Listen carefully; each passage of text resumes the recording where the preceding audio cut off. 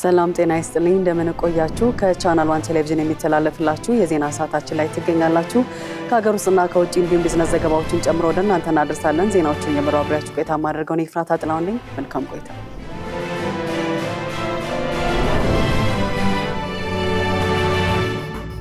ኢትዮጵያ ያጋጠሟትን ፈተናዎች ለመሻገርና ዘላቂ ጥቅሟን ለማስከበር ዋናው መንገድ ችግሮችን በምክክር መፍታትና ብሔራዊ መግባባትን በመፍጠር መሆኑን የኢትዮጵያ ሀገራዊ ምክክር ኮሚሽን ኮሚሽነር ፕሮፌሰር መስፍን አርአያ ተናገሩ።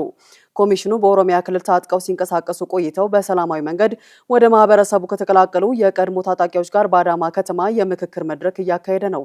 ለዝርዝሩ አናውል ተስፋ ውይይቱ ለሁለት ቀናት የሚካሄድ ሲሆን የቀድሞ ታጣቂዎች አጀንዳዎቻቸውን ለኮሚሽኑ የሚያስረክቡ ይሆናል። የኮሚሽኑ ዋና ኮሚሽነር ፕሮፌሰር መስፍን አርአያ በመድረኩ እንደገለጹት ወጣቶች ለሰላም ቅድሚያ በመስጠት ያሏቸውን ጥያቄ በአጀንዳ መልክ ቀርጸው ወደ ሀገራዊ ምክክር ማምጣታቸውን አድንቀዋል። ጥያቄዎቹም ይዞ ወደ ምክክር መምጣት ለችግሮች በጋራ ዘላቂ መፍትሄ ለመስጠት ትልቁ በር እንደሚከፍትም ገልጸዋል። የትኛውም ፍላጎትና ጥያቄ በመሳሪያ ሳይሆን በውይይት በመነጋገርና በመመካከር መግባባት ላይ የሚደረስበት መሆኑን ወጣቶች ሊገነዘቡ እንደሚገባም ተናግረዋል። የኢትዮጵያ ዘላቂ ጥቅም ማረጋገጥ የሚቻለው መሳሪያ ይዞ ጫካ ውስጥ በመግባት የወጣትነት እድሜን መስዋዕት በማድረግ ሳይሆን የአገሪቱን ችግሮች በፊት ለፊት ውይይትና ምክክር በጋራ መፍታት መሆኑን አንስተዋል። የኮሚሽኑም ዋና ዓላማ ለማንም ወገን አድሎ ሳያደርግ ሁሉንም አካላት በጠረጴዛ ዙሪያ ቁጭ ብለው ሀሳብ ለሀሳብ እንዲመካከሩ በማድረግ ለችግሮች ዘላቂ እልባትን መፈለግና በጋራ ሀገራዊ ጉዳዮች ላይ ብሔራዊ መግባባትን መፍጠር መሆኑን አስረድተዋል። የኦሮሚያ ክልላዊ መንግስት ፕሬዝዳንት የሰላም ጉዳዮች አማካሪ ብርጋዴር ጀነራል ኃይሉ ጎንፋ በበኩላቸው የትኛውንም አጀንዳ በሰላማዊ መንገድ በመደማመጥ መፍታት መቻል ትልቅ እሴት መሆኑንም አብራርተዋል። ማህበረሰቡም በየትኛውም ሁኔታ ሰላሙ እንዲፈርስ አይፈልግም ያሉት ብርጋዴር ጀነራሉ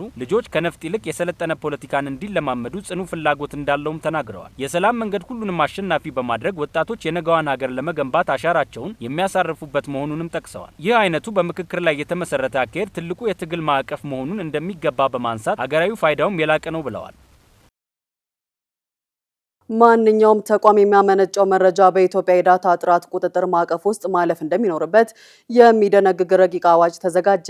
በስታቲስቲክ ተግባር የተሰበሰበ የግለሰብ መረጃ በማንኛውም ተቋም ዘንድ ለምርመራ፣ ለደህንነት፣ ለሕግ ወይም ለአስተዳደራዊ ውሳኔዎች እንዳይውል ረቂቅ አዋጁ ይከለክላል ተብሏል። ይህ ረቂቅ አዋጅ ግንቦት 18 በተካሄደው 55ኛው የሚኒስትሮች ምክር ቤት መደበኛ ስብሰባ አዋጁ ላይ ከተወያየ በኋላ ግብዓቶችን በማከል ወደ ሕዝብ ተወካዮች ምክር ቤት መምራቱም ይታወሳል። የዜጎች የግል መረጃ ሚስጥራዊነት አጠባበቅን በተመለከተም በስታቲስቲክ ተግባር የተገኘ የግለሰብ ዳታ ለስታቲስቲክ ዓላማ ብቻ የሚያገለግል ነው ተብሏል። በማንኛውም ሀገራዊ ወይም የዓለም አቀፍ ተቋም ዘንድ ለምርመራ፣ ለደህንነት፣ ለሕግ ወይም ለአስተዳደራዊ ውሳኔ አሰጣጥ ላይ ሊውል እንደማይችል ረቂቁ አሳስቧል። የግለሰቦችን ማንነት የሚገልጽ መረጃ አሳልፎ መስጠት በረቂቁ መሰረት በወንጀል የሚያስጠይቅ መሆኑም ተመላክቷል። ረቂቅ አዋጁ በመረጃ አሰባሰብ ሂደት ላይ ለሚታዩ መሰናክሎች የቅጣት ድንጋጌዎችን አስቀምጧል። ማንኛውም መረጃ እንዲሰጥ የተጠየቀ አካል የተሳሳተ መረጃ ቢሰጥ ወይም ለመተባበር ፈቃደኛ ባይሆን በወንጀል ሕግ መሰረት ተጠያቂ ይሆናል ነው የተባለው። ኢትዮጵያ ዓለም አቀፍ ደረጃውን የጠበቀ የሕክምና አገልግሎት በመስጠት የሕክምና ቱሪዝም ማዕከል የሚያደርጋትን መሰረት እየገነባች መሆኑን የኢትዮጵያና የምስራቅ አፍሪካ ጤና ክብካቤ ፌዴሬሽኖች ፕሬዝዳንት ዶክተር ማርቆስ ፈለቀ ገለጹ። ሄሮዳዊት ንጉሴ ተጨማሪ አላት። የኢትዮጵያና ምስራቅ አፍሪካ ጤና ክብካቤ ፌዴሬሽኖች ፕሬዝዳንት ዶክተር ማርቆስ ለኢዜአ እንዳሉት ኢትዮጵያ የሕክምና ቱሪዝም ማዕከል መሆን የሚያስችል አቅም ቢኖራትም በአግባቡ ጥቅም ላይ ሳይውል ቆይቷል። ከቅርብ ጊዜ ወዲህ መንግስት ለሀገር ውስጥና ለውጭ ዜጎች ዓለም አቀፍ ደረጃውን የጠበቀ የሕክምና አገልግሎት በማሟላት ኢትዮጵያን የሕክምና ቱሪዝም ማዕከል ማድረግ የሚያስችል ስራ እያከናወነ መሆኑን ተናግረዋል። መንግስት የዲጂታል የጤና ስርዓት በመዘርጋት በብቁ የሕክምና ባለሙያዎች የተሟሉ የሕክምና ተቋማት እየገነባ መሆኑንም ገልጸዋል። ኢትዮጵያን የሕክምና ቱሪዝም መዳረሻ ለማድረግ የተያያዘውን ግብ ለማሳካት የሕክምና አገልግሎት መሳሪያዎችና የሕክምና ግብዓቶችን በሀገር ውስጥ የማምረት አቅምን ማሳደግ ይገባል ነው ያሉት። የወራቤ አጠቃላይ ስፔሻላይዝድ ሆስፒታል ዋና ዳይሬክተር ዶክተር ካሊድ ሸረፋ ኢትዮጵያን የሕክምና ቱሪዝም መዳረሻ ማድረግ ለሕክምና ወደ ውጭ የሚሄዱ ዜጎችን የሚያወጡትን የውጭ ምንዛሪ ከማስቀረት ባለፈ ለሕክምና ወደ ኢትዮጵያ ከሚመጡ ዜጎች ተጨማሪ ገቢ ማግኘት እንደሚያስችል ገልጸዋል። መንግስት የሕክምና ቱሪዝምን ለማሳደግ የሕክምና መሰረተ ልማቶችን እያስፋፋ መሆኑን ገልጸው ጥራት፣ ደህንነትና ተደራሽነትን መሰረት ያደረገ አገልግሎት በመስጠት ሚናቸውን እንደሚወጡም ጠቁመዋል። የመቅረዝ ጠቅላላ ሆስፒታል ዋና ስራ አስፈጻሚ ዶክተር ናትናኤል ታዬ በበኩላቸው ኢትዮጵያን የሕክምና ቱሪዝም ማዕከል ለማድረግ ዓለም አቀፍ ደረጃውን የጠበቀ የሕክምና አገልግሎት መስጠት እንደሚገባ ገልጸዋል። መንግስት ዘርፉን ወደ ላቀ ደረጃ ለማሸጋገር የጀመራቸው ስራዎች የሚበረታቱ መሆናቸውን ገልጸው የጤና ተቋማትን ማዘመንና በሀገር ውስጥ የሌሉ ዘመናዊ የሕክምና መሳሪያዎችን በስፋት እንዲገቡ ማድረግ እንደሚያስፈልግም አንስተዋል። መንግስት የሕክምና መድኃኒቶችንና ግብዓቶችን በሀገር ውስጥ የማምረት አቅምን ለማጠናከር ለፋርማሲቲካል ዘርፉ ትኩረት በመስጠት የሕክምና ተቋማት በወቅቱና በአይነት እንዲደርሳቸው ምቹ ሁኔታ መፍጠሩንም አድንቀዋል። የኢትዮጵያ ቅርስ ባለስልጣን ከ1995 ጀምሮ ለምርምር ወደ ፈረንሳይ ተወስደው የነበሩ ከ100 በላይ ጥንታዊ ቅሪተ አካላት ናሙናዎች መመለሳቸውን አስታወቀ። በአዲስ አበባ በተካሄደው ልዩ የርክክብ ስነ ስርዓት ላይ እነዚህ ናሙናዎች ለአውሮፓ የጂኦ ሳይንስና የአካባቢ ጥናት ማዕከል ለጥናት የተሰጡ መሆናቸውም ተገልጿል። የቅርስ ባለስልጣኑ ዋና ዳይሬክተር አበባው አያሌው በወቅቱ እንደተናገሩት የቅሪቶቹ መመለስ የሁለቱን ሀገራት ጠንካራ ትብብርና ዲፕሎማሲያዊ ግንኙነት የሚያሳይ ሲሆን ለኢትዮጵያ የቅርስ ጥናትና ምርምር ዘርፍ ጉልህ አስተዋጽኦ እንደሚኖረው አስረድተዋል። የተመለሱት ናሙናዎች በ1970ዎቹና በ1980ዎቹ በኦሞና በአዋሽ ሸለቆች የተገኙ ሲሆኑ ዘራቸው የጠፉ የዝሆን ዝርያዎች፣ የአከርካሪ አጥንት ያላቸው እንስሳት ቅሪተ አካላትን እንዲሁም ጥንታዊ የድንጋይ መሳሪያዎችን ያካተቱ መሆናቸውን ባለስልጣኑ አስታውቋል። ዋና ዳይሬክተሩ ከዚህ ቀደም ከ300 በላይ ተመሳሳይ ናሙናዎች መመለሳቸውን ያስታወሱ ሲሆን በአሁኑ ወቅት በላሊበላ ፕሮጀክትና በብሔራዊ ሙዚየም ማዘመኛ ስራዎች ላይ ከፈረንሳይ ጋር ያለው የጋራ ትብብር እየተቀጠለ መሆኑን ጨምረው ገልጸዋል። በአዲስ አበባ 150 ሺህ ውሾችን ክትባት የመከተብ ዘመቻ እየተካሄደ መሆኑ ተነገረ። ዘመቻው ወደ ክልል ከተሞችም ይስፋፋል ነው የተባለው። ለዝርዝሩ አማሩ ገብሩ። ካለፈው ሳምንት አንስቶ በአዲስ አበባ በተለምዶ የእብድ ውሻ በሽታ እየተባለ የሚጠራውና በመነከስና በመቧጨር ወደ ሰዎች የሚተላለፈውን እንዲሁም እስከ ሞት የሚያደርሰውን አደጋ የሚያስከትለውን የውሻ እብደት በሽታን ለመከላከል የቤት ለቤት ክትባት እየሰጠ እንደሚገኝ የግብርና ሚኒስቴር አስታውቋል። ከዚህ ቀደም በሀገር አቀፍ ደረጃ ባከናወነው መደበኛ ክትባት ከ100 ሺህ በላይ ውሾችን እንደከተበ ያስታወሰው ሚኒስትሩ አሁን በተጀመረው ዘመቻ ከ150 ሺህ በላይ ውሾችን የማዳረስ እቅድ እንዳለውም አመላክቷል። የክትባት ዘመቻው በአዲስ አበባ ከተማ አስተዳደር እንዲሁም ከኦሮሚያ ክልል በሸገር ከተማ አስተዳደር በአዳማ በቢሾፍቱና በሞጆ ከተሞች ይከናወናል። ይሄው ዘመቻ የውሻ እብደትን ከመከላከል ባለፈ የሰዎችን ደህንነት መጠበቅን ታሳቢ ያደረገ መሆኑም ተጠቁሟል። የመጀመሪያው ዙር የውሻ እብደት በሽታ መከላከል ክትባት ዘመቻ እስከ ሰኔ 12 ቀን 2018 ዓ.ም ድረስ የሚካሄድ ሲሆን በቀጣይ ዙሮች ዘመቻው በቀሩት ክልሎችና በድሬዳዋ ከተማ አስተዳደር የሚካሄድ ይሆናል። የውሻ እብደት በሽታ በንክሻ በንክኪና በመቧጨር ስለሚተላለፍ ህዝቡ ይህንን አውቆ ጥንቃቄ እንዲያደርግ እንዲሁም ውሾችን በጊዜ በማስከተብ ንጽህናቸውን በመጠበቅና በአግባቡ በመያዝ በሽታውን እንዲከላከል ሚኒስትሩ አሳስቧል።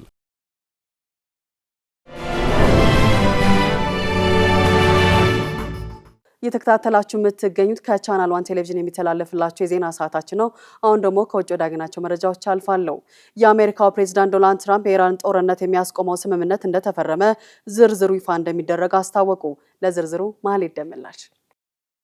የስምምነቱ ዝርዝር ይፋ ይደረጋል ተብሎ እየተጠበቀ ሲሆን ይፋዊ ፊርማ የማኖር ስነ ስርዓቱ የፊታችን አርብ በጄኔቫ የሚከናወን ይሆናል። የእስራኤል ጠቅላይ ሚኒስትር ቤንያሚን ኔታንያሁ በበኩላቸው ትግሉ አላከተመም ብለዋል። ሀገራቸው አሁንም በተጠንቀቅ እንደቆመችና በደቡብ ሊባኖስ ከውጊያ ነጻ የሆነ ቀጠና እንደሚኖራት ገልጸዋል። የኢራን ፕሬዝዳንት መሱድ ፔዜሽኪያን ስምምነቱ በአግባቡ ከተተገበረ ለኢራን የሚያኮራ ሰነድ ነው ማለታቸውን የሀገሪቱ መገናኛ ብዙኃን ዘግበዋል። አንድ የአሜሪካ ከፍተኛ ባለስልጣን እንደተናገሩት የመግባቢያ ስምምነቱ መፈረሙን ተከትሎ የሆርሙዝ ወሽመጥ በአፋጣኝ ይከፈታል ተብሎ ይጠበቃል። በስምምነቱ መሰረት በሊባኖስ ወታደራዊ ዘመቻ መቆም እንዳለበትም ተገልጿል። የሊባኖስ ባለስልጣናት ተፈናቃዮች የአካባቢው ደህንነት ሳይረጋገጥ እንዳይመለሱ ቢያሳስቡም ብዙ ተጓዦች ወደ ቤታቸው እየተመለሱ ነው። የእስራኤል መከላከያ ሚኒስቴር እስራኤል ካታዝ ሀገራቸው ጦሯን የደህንነት ቀጠና ብላ ከከለለችው ደቡባዊ ሊባኖስ፣ ጋዛና ሶሪያ እንደማታስወጣ አስታውቀዋል።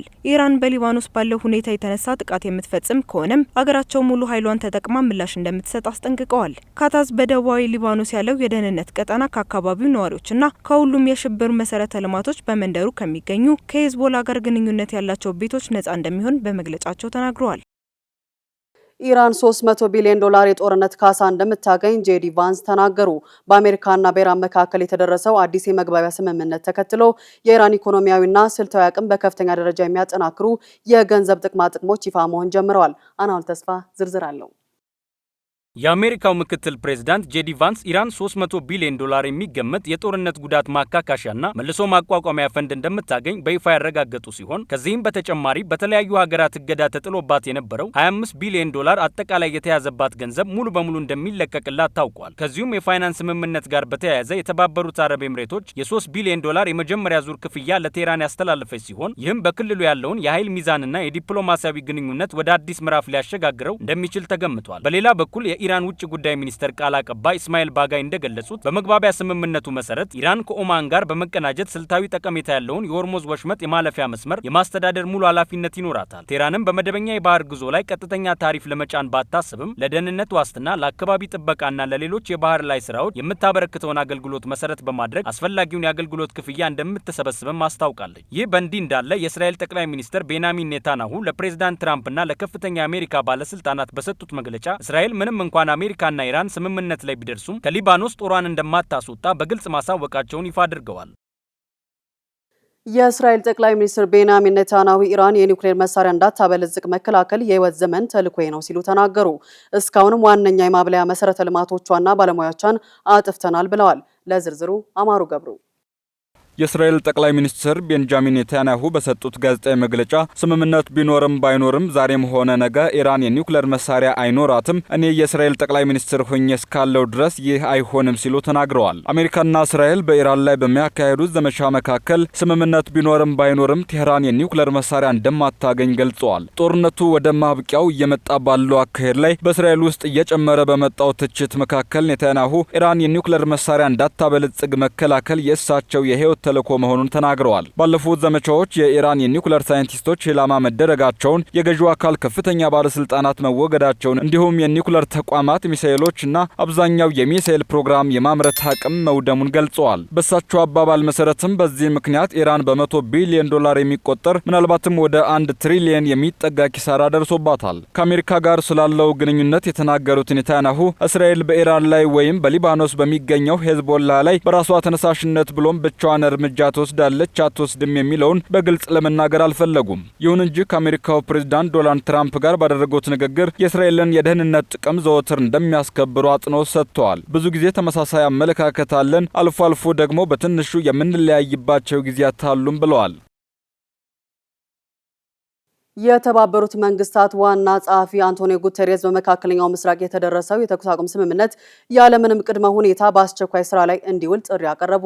የተባበሩት መንግስታት ድርጅት የጸጥታው ምክር ቤት በመካከለኛው ምስራቅ እየተባባሰ የመጣውን ሰብአዊ ቀውስ ለመግታት አስቸኳይ እርምጃ መወሰድ እንደሚያስፈልግ አስታውቋል። ምክር ቤቱ በአካባቢ የተደረሰው የተኩስ አቁም ስምምነት ያለምንም ቅድመ ሁኔታ መተግበር እንዳለበት አጽንኦት ሰጥቷል። የተመድ ዋና ጸሐፊ አንቶኒዮ ጉተሬዝ በሰጡት መግለጫ በአካባቢው ያለው ሰብአዊ ቀውስ እጅግ አሳሳቢ ደረጃ ላይ መድረሱን በይፋ ገልጸዋል። ዋና ጸሐፊ ሁኔታው ከቀን ወደ ቀን እየከፋ መሄዱን በመጥቀስ ዓለም አቀፉ ማህበረሰብ ትኩረት እንዲሰጠው ጠይቀዋል። ሰብአዊ እርዳታ አቅራቢ ድርጅቶች ለተጎጂዎች ድጋፍ ማድረስ እንዲችሉ አስተማማኝ መንገድ መፍጠር እንዳለበትም ተገልጿል። ለዚህም ሲባል የእርዳታ ሰጪ ሰራተኞች ደህንነቱ በተጠበቀ ሁኔታ ወደ ቀውሱ ቀጠና የሚገቡበት የኮሪደር መስመር በአስቸኳይ ሊከፈት እንደሚገባ ጥሪ ቀርቧል። የአሜሪካና የአውሮፓ ህብረት ዲፕሎማቶች በበኩላቸው ግጭቱን በዘላቂነት ለመፍታት ዲፕሎማሲያዊ ጥረቶችን መጀመራቸውን አስታውቀዋል። ዲፕሎማቶቹ ዘላቂ ሰላም ለማውረድ ከቀጠናው ሀገራት መሪዎች ጋር ሰፊ ውይይት በመጀመር ላይ መሆናቸውን የሮይተርስ ዘገባ አመላክቷል። በሩሲያና በዩክሬን መካከል ላለፉት 10 ዓመታት ሲካሄድ የነበረው የባህር ዳርቻ ሀገር መብቶች ክርክርን ሩሲያ ረታች። ሄግ የሚገኘው የግልግል ፍርድ ቤት የዩክሬን ይገባኛል ጥያቄ ውድቅ አድርጓል። ለዝርዝሩ ማሌት ደመላሽ። ሩሲያ በጥቁር ባህር፣ አዞቭ ባህርና ከርች ባህረ ሰላጤ ውስጥ ባሉት የባህር ዳርቻ ሀገራት መብቶች ዙሪያ የቀረበውን ዓለም አቀፍ የግልግል ዳኝነት ማሸነፏን የሀገሪቱ ልሳን የሆነው ስፑትኒክ ዘግቧል። የሩሲያ የውጭ ጉዳይ ሚኒስቴር መግለጫን ዋቢ አድርጎ የዘገበው የዜና ምንጩ በሄግ የግልግል ፍርድ ቤት እጅግ ጠንካራ የተባለለት ክርክር ሲካሄድ እንደቆየና በስተመጨረሻም በሩሲያ አሳማኝ ድል እንደተጠናቀቀ ገልጿል። ሩሲያ የተባበሩት መንግስታት የባህር ህግ ኮንቬንሽን በርካታ አንቀጾችን ጥሳለች በማለት ዩክሬን ያቀረበቻቸው በርካታ ክሶች እንደነበሩ እንደነበሩና እነዚህም ክሶች ውድቅ እንደተደረጉ ጠቁሟል። ኪየቭ በክሪሚያና አዋሳኝ የውሃ አካላት ላይ ሩሲያ ያላትን ሉዓላዊነት ለመቃወም ያደረገችው ጥረት እንዳልተሳካላት ብሎም ሩሲያ በክሪሚያ የውሃ አካላት ውስጥ ያሉ የተፈጥሮ ሀብቶችን በመጠቀሟ ኪየቭ ካሳ ወይም የጉዳት ክፍያ ይገባኛል ስትል ያቀረበችውን ጥያቄ በግልግል ፍርድ ቤቱ ውድቅ እንደተደረገባት ታውቋል። ዘገባው አክሎም ዩክሬን የምዕራባውያን ሀገራት ድጋፍ ተገን አድርጋ የከርች ባህረ ሰላጤን የጦር መርከቦችን ጨምሮ የማንኛውንም ሀገር መርከቦች ማለፍ የሚችሉበት ዓለም አቀፍ የውሃ መስመር ለማድረግ ያደረገችው ሙከራም አልተሳካላትም ብሏል። የሄግ የግልግል ዳኝነት ፍርድ ቤት ዩክሬን የክሪሚያን ድልድይ ለማፍረስ ያቀረበችውን ጥያቄ ውድቅ ሲያደርግ በዚሁ የክሪሚያ ውሃዎች ላይ ሩሲያ የአካባቢ ብክለት አድርሳለች በሚል በዩክሬን በኩል የቀረቡት ክሶችም ሙሉ በሙሉ ውድቅ ተደርገዋል። የሩሲያ የውጭ ጉዳይ ሚኒስቴር ይህ የግልግል ዳኝነት ውሳኔ ዩክሬንና ምዕራባውያን በሩሲያ ላይ በከፈቱት የህግ ጦርነት የገጠማቸው ትልቅ ሽንፈት ነው በማለት ገልጾታል። የተባበሩት መንግስታት ድርጅት የጸጥታው ምክር ቤት በአፍጋኒስታን ያለውን ተልዕኮ አራዘመ። ያለፉት ዓመታት ተልዕኮ ግምገማ እንዲያካሄድም ትዕዛዝ ተሰጥቷል። በትናንትናው ዕለት በአፍጋኒስታን ጉዳይ ሲመከር የዋለው 15 አባላት ሀገር ያሉት የተባበሩት መንግስታት ድርጅት የጸጥታው ምክር ቤት በቻይና አማካኝነት የተዘጋጀውና በአፍጋኒስታን የሚገኘውን የተባበሩት መንግስታት የእርዳታ ተልዕኮ የስራ ዘመን ለ1 ዓመት የማራዘም ሀሳብ ሙሉ በሙሉ ድምጽ አጽድቋል። ውሳኔው የተባበሩት መንግስታት ዋና ጸሐፊ ተልዕኮን በስትራቴጂካዊ መልኩ እንዲገመግሙና የግምገማውን ሪፖርት እስከ መጪው ዓመት መጋቢት መጨረሻ ድረስ እንዲያቀርቡም ይጠይቃል። የቻይና ተወካይ በዚህ ወቅት እንዳሉት የአፍጋኒስታን መንግስት በተለይም የሴቶችን መብት ለመጠበቅ የበለጠ ንቁ እርምጃዎችን ይወስዳል ብሎም ክፍት አካታችና ኃላፊነት የሚወስድ አስተዳደር መሆኑን ያሳያል ብለን እንጠብቃለን ሲሉ ተደምጠዋል። ቻይናና ሌሎች ሀገራት በታሊባን ከስራ ቦታቸው የታገዱ የተባበሩት መንግስታት ሴት ሰራተኞች ሙሉ በሙሉ ወደ ስራቸው እንዲመለሱ በጉባኤው ጠይቀዋል። የአሜሪካ ተወካይ በበኩላቸው የስትራቴጂካዊ ግምገማ እቅዱን በደስታ እንደተቀበሉት ገልጸው ተልዕኮ ተስማሚ በሆነ መልኩ እንዲዘጋጅ ጠይቀዋል። ነገር ግን ውሳኔ በተወሰነበት ጉባኤ በታሊባን አስተዳደር ላይ ከፍተኛ ትችት እንደቀረበበት የሮይተርስ ዘገባ ጠቁሟል። አፍጋኒስታን በዓለም ላይ ካሉ ሰብአዊ ቀውሶች አንዱንና ከባዱን እየተጋፈጠች ትገኛለች ያለው ሮይተርስ ታሊባን በ2021 ስልጣን ከያዘ በኋላ በሴቶችና ልጃገረዶች ላይ በጣላቸው ገደቦች ዓለም አቀፉ ማህበረሰብ በእጅጉ እንደሚተቸውም ጠቅሷል። ጥቂት ተጓዦች ብቻ የሚመለከቱት በዓለም ላይ ትልቁ የአጥቢ እንስሳት ፍልሰት በዛምቢያ እንደሚገኝ ተነገረ። በየዓመቱ በሚሊዮን የሚቆጠሩ የገለባ ቀለም ያላቸው የሌሊት ወፎች በዛምቢያ ብዙም በማይታወቀው በካሳንካ ብሔራዊ ፓርክ ሲበሩ ይታያሉ። ይህም በአፍሪካ ውስጥ ካሉት እጅግ አስደናቂ የዱር እንስሳት እይታዎች መካከል አንዱ ነው። ሄሮዳይ ንጉሴ ተጨማሪ አላት። በማዕከላዊ ዛምቢያ በሚገኘው የካሳንካ ብሔራዊ ፓርክ ሰማይ ላይ ማዕበል እየመጣ ይመስላል። መብረቁ አካባቢውን በብርሃን ሲያበራው፣ ከፊት ለፊቱ ግን በሚሊዮን የሚቆጠሩ ፍጡራን ሰማዩን እየሸፈኑት ይገኛሉ። ይህም የዓለማችን ትልቁና እጅግ አስደናቂው የአጥቢ እንስሳት ፍልሰት ስለመሆኑ ቢቢሲ በዘገባው አስቀምጧል። ወደ 10 ሚሊዮን የሚጠጉ የስትሮ ከለርድ የሌሊት ወፎች በየዓመቱ ከጥቅምት እስከ ታህሳስ ባሉት ወራት ከኮንጎ የዝናብ ደንና ከተለያዩ የአፍሪካ አካባቢዎች ተነስተው ወደዚህ ትንሽ የዛምቢያ ፓርክ ይጓዛሉ። ይህን ፍልሰት በአይነቱ ለየት የሚያደርገው እነዚህ በሚሊዮን የሚቆጠሩ ወፎች የሚያርፉት ማሺቱ በሚባለውና 2 ሄክታር በሚያህለው በጣም ጠባብ በሆነ የማግሩቭ ረግረግ ደን ውስጥ በመሆኑ ነው። እዚህ ቦታ ላይ የሚሰበሰበው የእንስሳት አጠቃላይ ክብደት በምድራችን ላይ ካሉ ማናቸውም አጥቢዎች በላይ ከፍተኛ እንደሆነ የሳይንስ ባለሙያዎች ያረጋግጣሉ። የካሳንካ ትረስት ዋና ዳይሬክተር እንዳሉት ወፎች እዚህ ቦታ የሚመጡት የመጀመሪያውን ዝናብ ተከትሎ የሚበቅሉትን እንደ ማሱኩና ሙፊንሳ ያሉ የዱር ፍራፍሬዎችን ለመመገብ ነው። እነዚህ ወፎች በአንድ ሌሊት ብቻ የራሳቸውን ክብደት እጥፍ ያህል ፍራፍሬ የሚመገቡ ሲሆን በቆይታቸውም ከ1 ቢሊዮን በላይ ፍራፍሬዎችን ይበላሉ። ይህ ከፍተኛ ኃይል በተለይ እርጉዝ ለሆኑት ሴት ወፎች ለቀጣዩ ረጅም ጉዞ ወሳኝ ነው። እነዚህ የአፍሪካ ሚስጥራዊ አትክልተኞች በመባል የሚጠሩት ወፎች በበረራቸው ወቅት ዘሮችን በመበተንና ደኖችን እንደገና በማቆጥቆጥ ረገድ ለአፍሪካ ስነ ምህዳር መሰረታዊ ሚና ይጫወታሉ። ሆኖም ግን ይህ አስደናቂ የተፈጥሮ ክስተት በአካባቢው በሚስፋፋው ግብርናና በደን መጨፍጨፍ ምክንያት አደጋ ላይ መውደቁን የማክስ ፕላንክ የባዮሎጂ ተቋም ሳይንቲስቶች እያስጠነቀቁ ይገኛል። ምንም እንኳን እንደ ደቡብ ሉዋንጓ ያሉ የዛምቢያ ፓርኮች በትላልቆቹ 5 እንስሳት ቢታወቁም ካሳንጋ ግን ጥቂት ተጓዦች ብቻ የሚያዩትና በምድር ላይ ወደር የሌለው የተፈጥሮ ትዕይንት የሚታይበት ድብቅ እንቁ ሆኖ ቀጥሏል። እንደ ቢቢሲ ዘገባም የካሳንጋ የሌሊት ወፎች ፍልሰት ከታዋቂው የሴሬንጊቲ የዱር እንስሳት ፍልሰት በቁጥር ይበልጣል። የሴሬንጊቲ የእንስሳቱ ፍልሰት 2 ሚሊዮን አካባቢ ሲሆን እዚህ ግን እስከ 10 ሚሊዮን ይደርሳል። ይህም በምድር ላይ ትልቁ የአጥቢ እንስሳት ፍልሰት እንደሆነ ይገልጻል።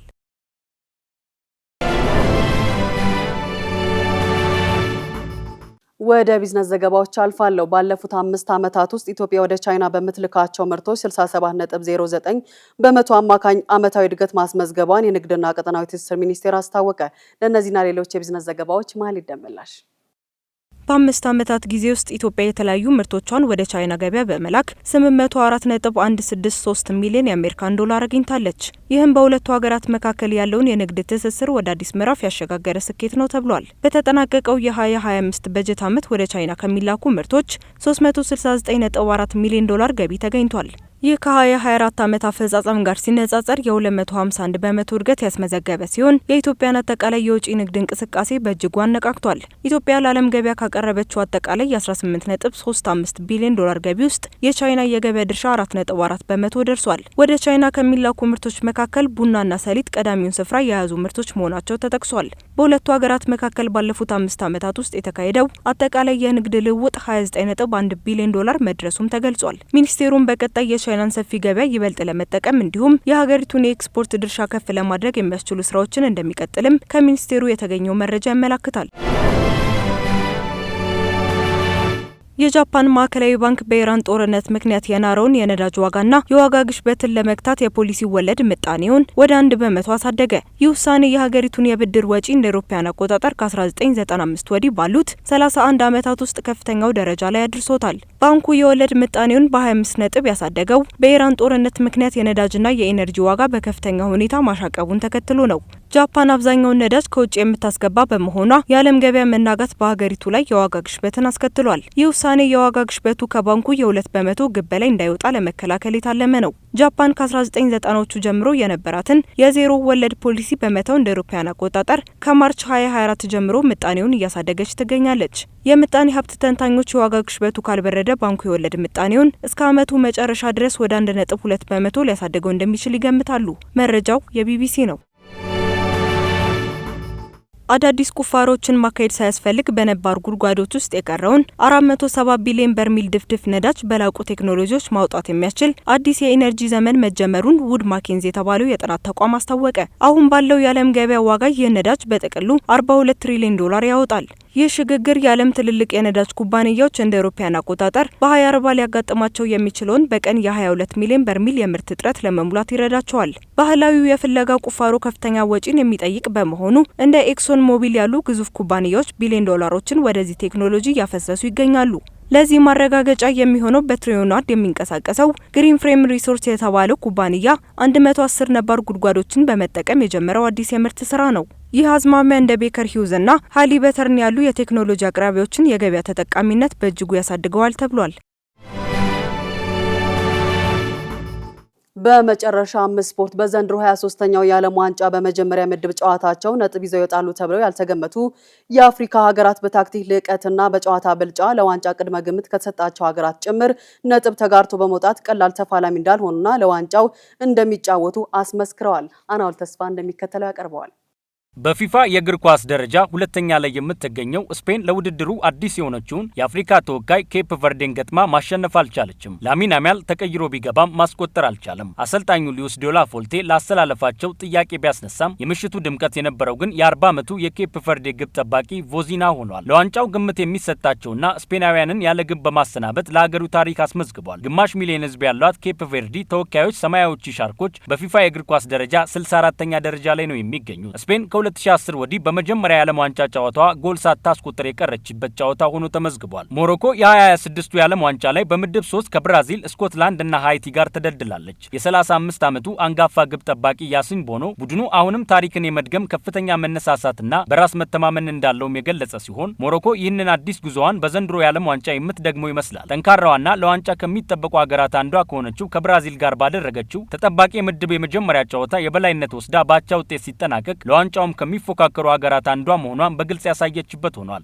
ሌላኛዋም አፍሪካን የወከለችው አይቮሪ ኮስት ኢኳዶርን በማሸነፍ የመጀመሪያ 3 ነጥቧን ማሳካቷ የሚታወስ ነው። ግብጽም በትላንትና ምሽት የመጀመሪያ ምድብ ጨዋታዋ ከቤልጂየም ጋር ነጥብ ተጋርታ ወጥታለች። ከ9 የአውሮፓ ቡድኖች 3 ብቻ ናቸው እስካሁን በ2026 የዓለም ዋንጫ ድል ያስመዘገቡት። በሌላ በኩል ከአፍሪካና እስያ የመጡ ቡድኖች ጠንካራ ፉክክር ግን እያሳዩ ይገኛሉ። የአውሮፓ ኃያላን በሚቀጥሉ ጨዋታዎች ምላሽ ይሰጣሉ የሚለው የሚጠበቅ ይሆናል። አፍሪካውያንም በዘንድሮ የዓለም ዋንጫ ምን ያሳዩን ይሆን? ምን ያህልስ ይጓዛሉ የሚለው የምናየው ይሆናል። አሰልጣኝ ጋሎኒ ቡድኔ በጣም ተጨንቋል፣ በመጨረሻ በመጨረሻም ጉዞ ተጉላልቷል ያሉትና ከጦርነት ጋር በተያያዘ ከአሜሪካ ጋር እሰጣ ገባ ውስጥ የነበረው የኢራን ብሔራዊ ቡድን ከኒውዚላንድ ጋር 2-2 አቻ ተለያይቷል። ይህ በእንዲህ እንዳለ በመክፈቻ ጨዋታውን በስዊድን 5-1 የተሸነፈው አፍሪካዊቷ ቱኒዚያ አሰልጣኟ ሳብሪ ላሙሽን አባራለች። ዛሬም ቀጥሎ በሚካሄደው 23ኛው የዓለም ዋንጫ የምድብ ጨዋታ ፈረንሳይ ከሴኔጋል፣ አርጀንቲና ከአልጄሪያ፣ ኢራቅ ከኖርዌይ፣ አውስትራሊያ ከዮርዳኖስ የሚያደርጉት የመጀመሪያ የምድብ ጨዋታ ይጠበቃል። ስትከታተሉ የቆያችሁት ከቻናል 1 ቴሌቪዥን የሚተላለፍላችሁን የዜና ሰዓታችንን ነበረ። ዜናዎቹን እየመራው አብሬያችሁ ቆይታ ያደረኩት እኔ ፍራታ ጥላውን ነበርኩኝ። መልካም ጊዜ